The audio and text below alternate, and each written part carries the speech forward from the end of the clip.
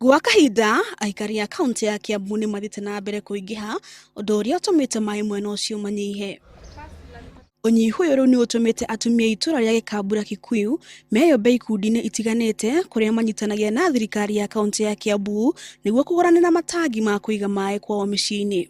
Tuki approach kaunti ingĩ no Kiambu kaunti matũthikĩrĩirie tukĩmera twĩna atumia makĩria 15,000 me Kiambu kaunti na turenda mĩciĩ yao magĩe na matangi kana mahota kũ harvest maĩ. Atumia makĩria ma 300 nĩ magunĩkĩte na matangi maya ũndũ ũrĩa ũtũmĩte mongerere ũrĩmi kwao mĩciĩ-inĩ na gũkũria matũra mao. Rĩrĩa ndaingĩrire ngurubu ĩno nĩ ndateithĩkire na ũhoro wĩgiĩ itangi na itangi rĩrĩ nĩ rĩkũndeithia kana nĩ rĩndeithĩtie kũringana na rĩna maĩ maingĩ, maĩ ingĩhota kũrĩithia ngũkũ, njige ngũrũwe na ũrĩmi ũrĩa wĩragwo wa ũrĩmi mũnini.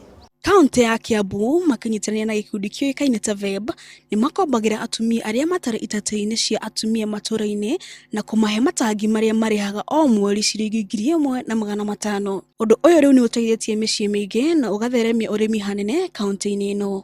Itangi rĩrĩ nĩ rĩndeithĩtie mũno ona rĩgateithia itũra rĩrĩ tondũ mangĩaga maĩ nĩ mokaga gũtaha gũkũ ngakĩmahe.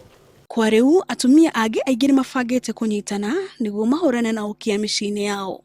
Ngĩribotera Inooro TV, rĩtwa rĩakwa nĩ Waithera wa Wanjirũ.